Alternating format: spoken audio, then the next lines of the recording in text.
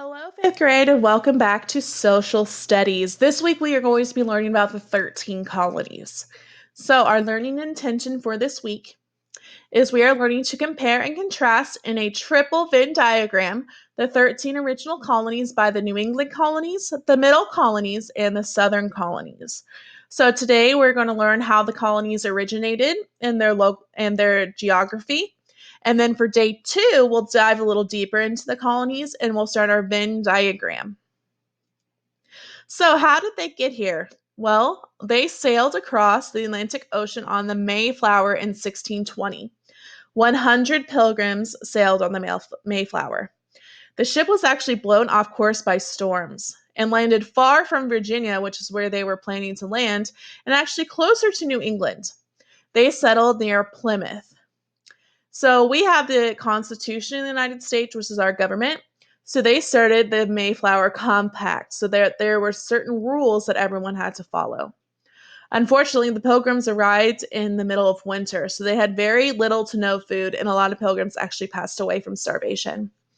There was one saving grace. His name was Samoset, which was a Native American, who helped begin the friendly relations between the Native Americans and the pilgrims. So, who are the pilgrims? Well, in the 1500s, England broke away from the Roman Catholic Church. So, they were Catholic up until the 1500s when Henry VIII decided to create the Church of England. And some people did not want to belong to either of those. So, they were called separatists.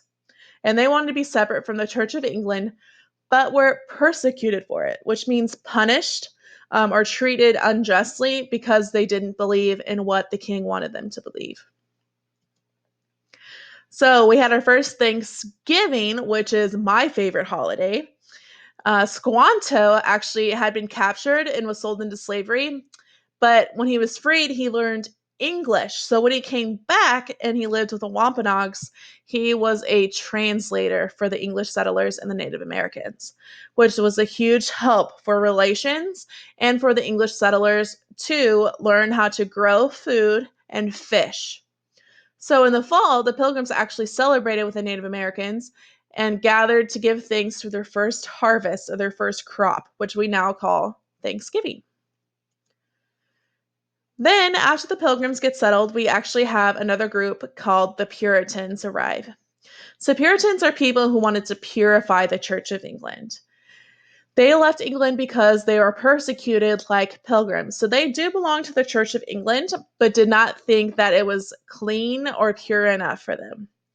They were led by John Winthrop. So in 1628, which is 8 years after the pilgrims arrived, a small group went to New England first to help prepare for the large group. So 2 years later, in 1630, a large group of 1,000 people arrived to the colony. And the buildings were already built and crops were already planted because the small group had arrived earlier. The Puritans named the colony Massachusetts Bay Colony, which was their main settlement, which is called Boston, which is still a city today in the United States. Massachusetts Bay Colony grew fast and large and remained the largest of the English colonies for 100 years. Puritans were actually very detailed about how they built their settlements. They were planned very carefully, and the meeting house was in the center, which was usually the church. So the church was usually built in the center of the city so that the Puritans could gather easily to have their religious worships. And they were actually the first to build a public school of all the English colonies. So now that we learned how the colonies came about, now let's learn a little bit about where the different colonies were. So when you think of the 13 colonies, I want you to think of the East Coast, which is like New York, North Carolina, South Carolina, Florida, the coastline of the Atlantic Ocean. So they were located between the Atlantic Ocean and the Appalachian Mountains. And they are divided into 3 regions: the New England colonies, the Middle colonies, and the Southern colonies. So let's learn a little bit about each of those sets. So the New England colonies had thin, rocky soil, which made it very hard to grow crops, but they had lots of trees. So this was helpful because they had a lot of timber or lumber for building different buildings. And they were close to the ocean, so they were able to catch lots of fish. The middle colonies, however, had great farmland, so they made a lot of wheat, which was helpful for bread. And they had long rivers, so they could easily transport goods to the New England and southern colonies as well. So that was good for trade. The southern colonies had a warm climate and actually the longest growing season because they had a short winter and they had very rich soil. So they grew a lot of tobacco and rice, which they could trade with the other colonies as well. And they also had great rivers, so that made trading very easy. So that's the end of day 1. We just got a basic start for our colonies. On day 2, we'll dive a little deeper and we'll start our Venn diagram. Have a great day, 5th grade.